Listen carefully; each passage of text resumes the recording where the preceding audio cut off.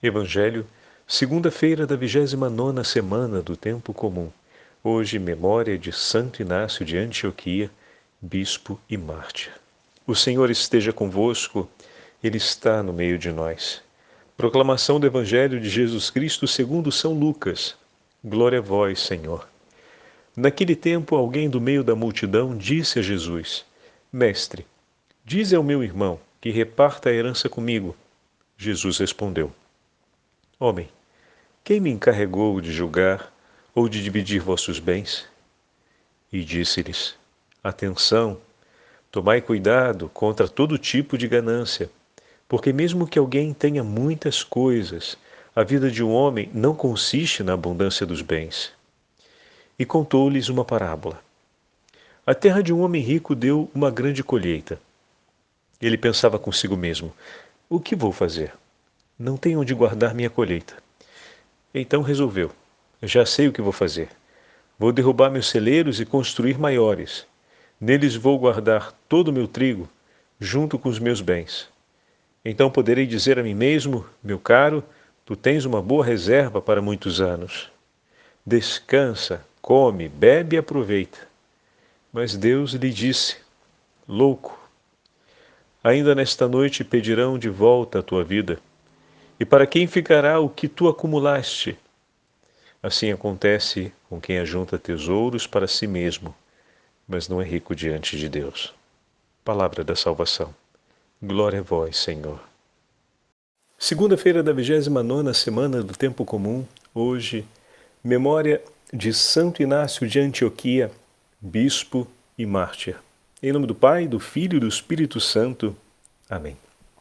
Queridos irmãos e irmãs, a Santa Liturgia nos convida a retornarmos para o 12º capítulo do Evangelho de São Lucas. Já perceberam que há 3 semanas estamos dando prosseguimento à leitura do Evangelho de Lucas? Começamos lá atrás no 9º capítulo, né? Estamos seguindo em direção a Jerusalém com o Senhor e acompanhando cada um dos ensinamentos e cada um dos episódios que vão se somando à vida de Jesus, na qual o Senhor vai aproveitando para anunciar a Boa Nova. Aproveitando por modo de dizer, né? Porque o Senhor vive o anúncio. Então, todo o acontecimento é ocasião e toma parte no anúncio do Senhor. Isso poderia já ser uma pergunta para a gente no início dessa meditação. Tudo na minha vida toma parte nessa responsabilidade de amor que tenho de anunciar o nome do Senhor? Ou então, à luz do Evangelho de ontem, tudo em minha vida toma parte nessa entrega que faço de mim mesmo ao meu Senhor? É importante, né? Mais uma vez a multidão envolve Jesus e dessa vez uma voz da multidão se eleva e tenta atribuir a Jesus uma competência, uma responsabilidade. Lembra que ontem falávamos, na meditação do domingo, a respeito daquilo que é a justiça. E o Evangelho de ontem nos ajudou a entender um grau a mais, ou seja, na escada da justiça, Deus está alguns patamares acima. E ontem nos chamou a fazer esse passo também. Desejar que Deus realize a sua justiça significa não apenas que nos retire do sofrimento e que faça cessar a injustiça contra nós, mas se queremos a justiça segundo o coração de Deus, queremos também a conversão do pecador. Queremos e esperamos que o Senhor não apenas leve a término, ou seja, conclua, faça terminar, melhor dizendo, o sofrimento que nos aflige, mas que salve a todos, porque Ele é o bom pastor. Não é só o bom pastor por mim, é o bom pastor por todos os meus irmãos. E se nós olhamos com humildade esse bom pastor, podemos dizer: Senhor, salvastes a mim, pecador, eu te peço, salvai também a esse meu irmão que se vê acorrentado na inimizade contra mim e contra ti. Tende misericórdia dele, Senhor. Tivestes misericórdia de mim e me salvastes, eu te peço, pelo seu grande amor que eu conheci, realizado em meu favor. Salva esse meu irmão.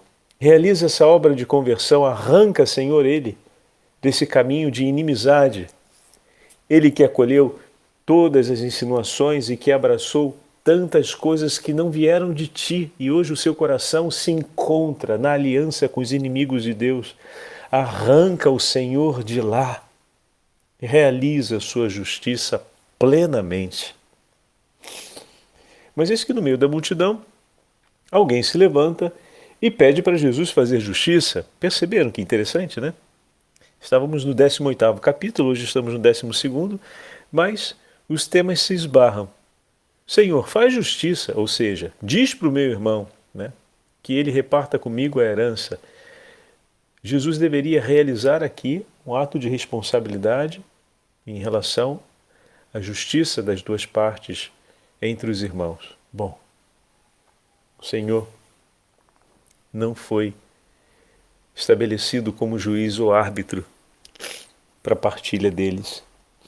Essa resposta que Jesus dá não se trata somente de uma resposta ligada ao empenho material que lhe foi pedido, mas também o Senhor não foi estabelecido pelo Pai, não foi enviado pelo Pai para realizar essa justiça, mas para realizar a justiça segundo o coração de Deus. Em outras palavras, para arrancar o homem do caminho da insensatez.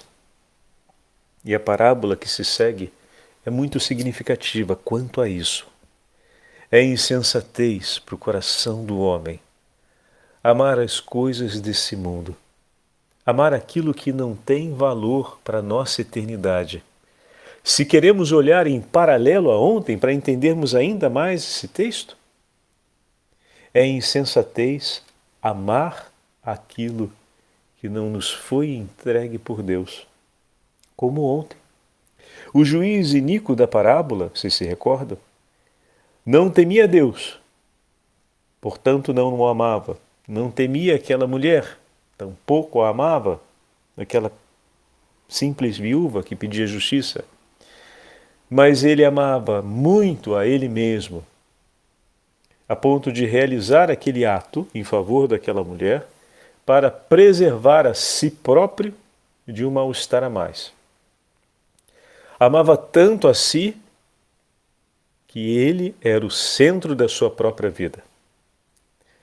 Fazia aquilo que acreditava ser o certo, não aquilo que o próprio Deus havia apresentado aos homens através da lei e dos profetas como sendo o certo, pois vem do seu coração, do coração do próprio Deus.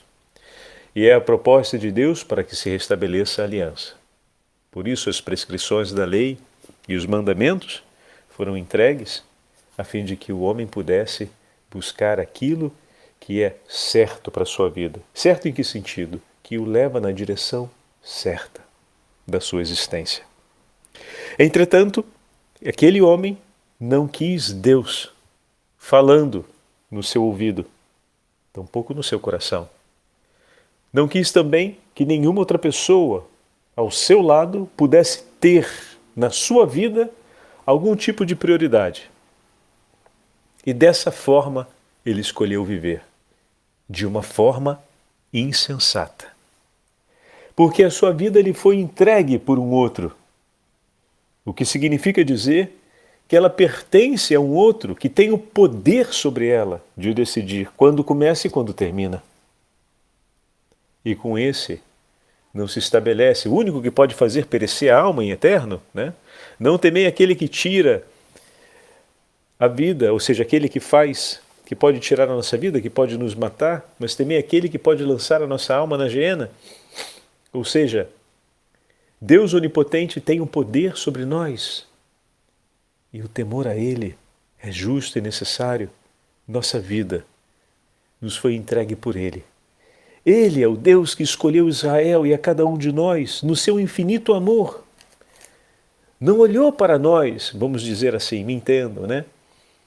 Entre méritos e deméritos para dizer se amo ou não amo, mas partiu do seu infinito amor e nos amou. Gratuitamente é essa palavra que escandaliza nos nossos tempos. num tempo onde tudo é apagamento, tudo acontece segundo o bem ou o quanto me posso oferecer daquilo que quero e espero para a minha vida, e entender um Deus que nos ama gratuitamente, que quer nos ensinar a amar assim, é realmente desconcertante para muitos. Um Deus que gratuitamente me amou e que me cobriu de inúmeros bens e tesouros para que eu conhecesse o seu amor por mim e pudesse, na minha liberdade, escolher amá-lo da mesma forma. Porém, como falávamos ontem, aquele juiz, apesar de tudo isso, na sua liberdade, escolheu não amar a Deus. Lamentável, desgraçada escolha daquele homem, que arrisca, por conta dela, não participar das alegrias do reino dos céus. Porque, vivendo sem a fé, nada esperará em Deus. E no momento derradeiro de sua vida, não reconhecerá a misericórdia. Hoje no Evangelho, aquele homem rico consegue uma grande proeza. A terra, meus irmãos, não gera seus frutos sem que Deus permita. Por mais que nós coloquemos adubo, mexamos a terra e usemos a engenharia molecular para melhoramento das sementes, a terra oferece os frutos segundo a potência de Deus. A ciência tem a sua participação, o movimento da natureza também, mas a regência de Deus está sobre todas as coisas, e isso é fato.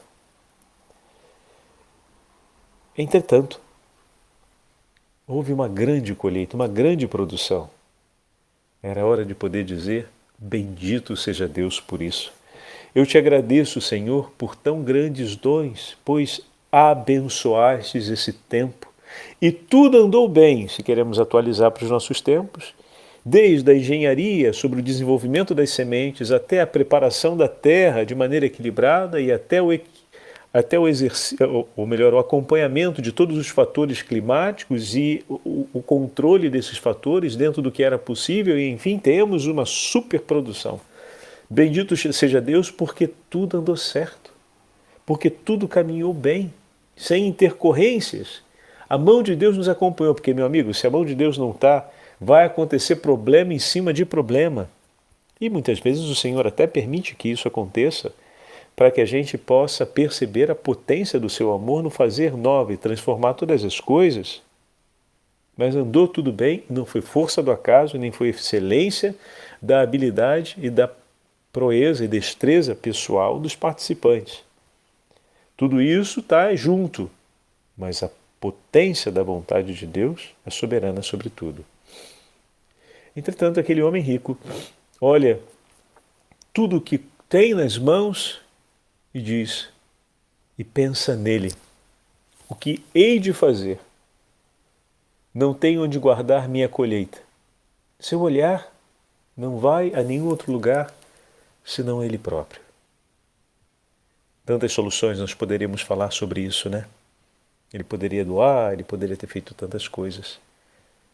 Mas o que importa aqui na parábola é que desse momento em diante fica claro que ele só vive para si. Como assim, Padre Fábio? Ele tem uma grande colheita. Derrubar os celeiros e fazer outros maiores não é uma coisa que se edifica do dia para a noite. Ele está pensando num plano de futuro. Está disposto a fazer um grande sacrifício e um grande investimento, mas infelizmente para conquistar só as coisas desse tempo e nada no céu. Quantos são os homens e mulheres que se desdobram, fazem da tripa coração, como falava a vovó, essa frase muito antiga, para tudo dar certo na vida, para ter sucesso no trabalho, para conquistar um plano de carreira, para edificar tantas vitórias e um bem-estar ou um nível de status completamente diferenciado para sua família, coisa que as gerações precedentes nem pensavam em conseguir na sua família. Mas no final, tudo isso serviu apenas para ganhar esse tempo. O que significa dizer isso, Padre Fábio?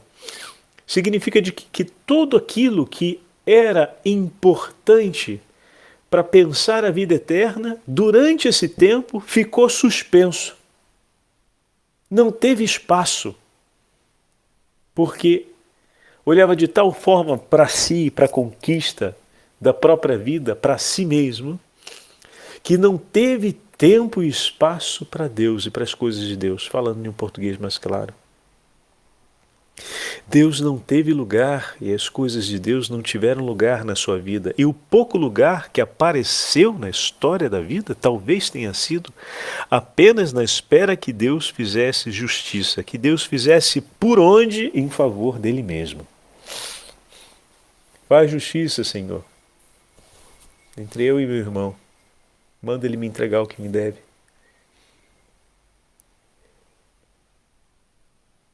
Não vou dizer que Deus talvez não tenha aparecido nesse percurso, mas talvez em nenhum momento se tenha entendido e desejado a justiça de Deus como tal. Apesar disso tudo, o Senhor continuou abençoando, pois o Senhor abençoa porque ama e não por mérito, a fim de que por meio dessa bênção ele pudesse compreender o quanto Deus se importa e o deseja consigo. Mas infelizmente, na parábola de hoje, nada disso serviu. Ao ponto de chegar a um extremo. Insensato é o termo usado na tradução da Bíblia de Jerusalém. Não louco, insensato. Falta realmente a sensatez. Nessa mesma noite, ser-te-á reclamada a tua alma, ou seja, quem tem propriedade sobre a sua vida vai pedir. E para quem ficará tudo isso? Para quem ficará tudo isso? Ou seja, a sua vida foi vivida para quem? Para você mesmo. Sua vida agora vai ser chamada de volta. Só que sua vida sempre foi um dom. E agora a história dessa vida permanece ali, enquanto você vai ter que seguir. E quais tesouros no céu você acumulou? Nenhum, pois sua vida foi uma vida inteiramente voltada para si. A parábola de hoje nos chama de uma maneira significativa a darmos um passo forte, um passo firme em relação ao domingo, em relação à meditação de ontem. Senhor, eu estou em tuas mãos e guia-me. Sou teu, Senhor, e tudo lhe pertence. Nessa vida, eu quero viver para fazer o teu nome conhecido e amado. E aqui nós temos um grande presente no dia de hoje. Temos a memória de Santo Inácio de Antioquia, que sucedeu na sequência, conheceu, pelo que falam os historiadores, São Pedro e São Paulo. Vou já ler um pouquinho de uma geografia a respeito dele, ou seja, um pouquinho da sua história.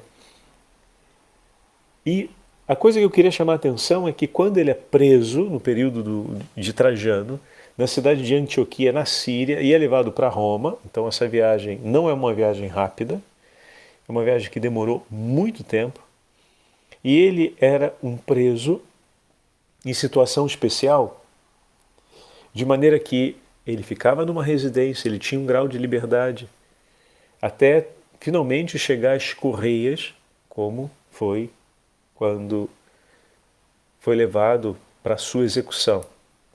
Mas até então, nesse caminho, que seria o caminho da sua condenação entre Antioquia e Roma, Santo Inácio, por onde passava, ia animando a igreja, escrevendo cartas e, ao mesmo tempo, anunciando e testemunhando o nome de Jesus, por onde passava. Ele ia fecundando as comunidades cristãs. Hoje, escrever carta, a gente senta com um pedaço de papel e escreve rápido. Ele escreveu 7 cartas, e não são simples, e não foi tão fácil assim, porque era sobre o couro do animal que se escrevia, o couro preparado para isso. Então, com o estilete você precisava marcar todas as letras, de palavra por palavra, e depois preenchê-las com tinta. Primeiro você marca com estilete, você faz o risco da letra, como se fosse um arranhão, e depois você vem com a tinta por cima e você preenche aquele arranhão onde a tinta vai entrar na pele, né? Que foi marcada. E dessa forma aparece o texto. Então é um trabalho meticuloso, delicado, que exige tempo. E sendo levado como um prisioneiro de um lado a outro, significa dizer que cada parada, cada noite que ele teve nessa longa estrada foi bem aproveitada e foi usada com todo o amor para se tornar um tesouro, um dom em favor de seus irmãos. Ele fez da sua vida uma entrega de amor, minuto a minuto, a fim de que Cristo fosse amado e a fim de que tesouros fossem recolhidos no céu.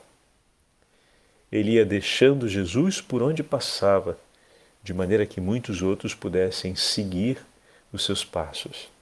Seguindo em que direção? Atrás de nosso Senhor. Então, esse é o chamado para a gente hoje. Todo aquele que escolhe seguir a Cristo e entregar sua vida para Ele vai se tornar para seus irmãos um dom de amor que os iluminará e os animará e animará cada um deles a seguir também Jesus pela mesma estrada. Santo Inácio de Antioquia, conforme os historiadores escrevem, viveu por volta do segundo século. Homem de coração ardente, o nome Inácio significa fogo. É lembrado sobretudo pelas expressões de intenso amor a Jesus Cristo que escreveu em suas cartas. Antioquia, para entendermos melhor, é uma cidade da Síria. Naquele período do segundo século, era a terceira em ordem de grandeza no vasto Império Romano e também na tradição dos cristãos. Teve como primeiro bispo, com os cuidados de Antioquia, o próprio apóstolo São Pedro. Então, de Jerusalém até Antioquia, Pedro era o bispo. Depois, lhe sucedeu, segundo os historiadores, o bispo Evódio e, em seguida, Santo Inácio ocupou a sede de Antioquia, chamado Teóforo, que significa aquele que traz Deus para junto. Olha só, ele gostava de ser chamado por esse nome, Inácio Teóforo. Os pesquisadores indicam que Santo Inácio de Antioquia conheceu pessoalmente o apóstolo Pedro e o apóstolo Paulo. Por volta do ano 110, já com idade avançada, foi preso, vítima da perseguição iniciada por Trajano. Nessa longa viagem entre Antioquia e Roma, para onde ia como prisioneiro, o santo bispo escreveu então 7 cartas dirigidas a várias igrejas e a São Policarpo, bispo de Esmirna. Essas cartas constituem um precioso documentário sobre a igreja primitiva e seus fundamentos teológicos, a sua constituição hierárquica e os seus hábitos. Trazido para Roma, onde terminou os seus dias na arena do anfiteatro romano, sendo devorado pelas feras selvagens, tornou-se objeto de afeto por parte das várias comunidades cristãs na cidade por onde passou e depois no inteiro império. A sua ânsia, o seu desejo de alcançar Deus, de encontrar Cristo, de levar as almas para junto de Cristo, foi expressa com uma intensidade que faz lembrar aquela do coração do apóstolo São Paulo. As suas palavras inflamadas de amor a Cristo e à Igreja ficaram na lembrança de todas as gerações futuras e marcaram a história da Igreja. Eis aqui algumas delas. Deixe-me ser a comida das feras pelas quais me será dado tocar os sabores de Deus. Eu sou o trigo de Deus. Devo ser triturado pelos dentes das feras para tornar-me o pão puro de Cristo pelos irmãos. Onde está o bispo, aí está a comunidade. Assim como onde está Cristo Jesus, aí está também a Igreja Católica. Essa última frase foi escrita na carta destinada a Policarpo, o jovem bispo de Esmirna, a quem Santo Inácio pediu que se apressasse em cuidar dos cristãos de Antioquia, para que o rebanho não ficasse por muito tempo sem o seu pastor. Que bonito, né?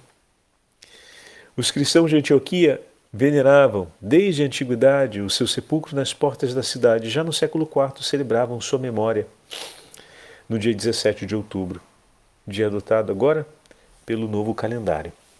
E eu termino trazendo para vocês essas palavras de Santo Inácio à comunidade de Roma, carta dirigida aos romanos, por ocasião da sua chegada à cidade. Ele a intitulou dessa forma: Eu sou o trigo de Deus, e serei moído pelos dentes das feras. Tendo escrito a todas as igrejas e a todas elas faço saber que morro por Deus com grande alegria.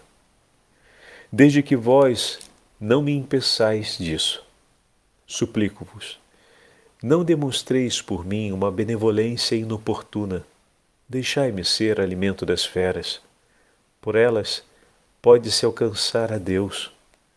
Sou o trigo de Deus, serei triturado pelos dentes das feras para tornar-me o puro pão de Cristo. Rogai a Cristo por mim, para que por este meio me torne sacrifício para Deus. Nem as delícias do mundo, nem os reinos terrestres são vantagens para mim, mas me aproveita morrer em Cristo Jesus do que imperar até os confins da terra. Procuro a Ele que morreu por nós, quero a Ele que por nossa causa ressuscitou. Meu nascimento está iminente. Perdoai-me, meus irmãos. Não me impeçais de viver. Não desejeis que eu morra, eu que tanto desejo ser de Deus. Não me entregueis ao mundo, nem me fascineis com o que é material. Deixai-me contemplar a luz pura. Quando lá chegar, serei homem completo. Concedei-me ser imitador da paixão de meu Deus e nosso Senhor. Se alguém o possui no coração, entenderá o que quero dizer e terá compaixão de mim, sabendo quais os meus impedimentos. O príncipe desse mundo deseja arrebatar-me e corromper meu amor para com Deus. Nenhum de vós, aí presentes, o ajude. Ponde-vos do meu lado, ou melhor, do lado de Deus.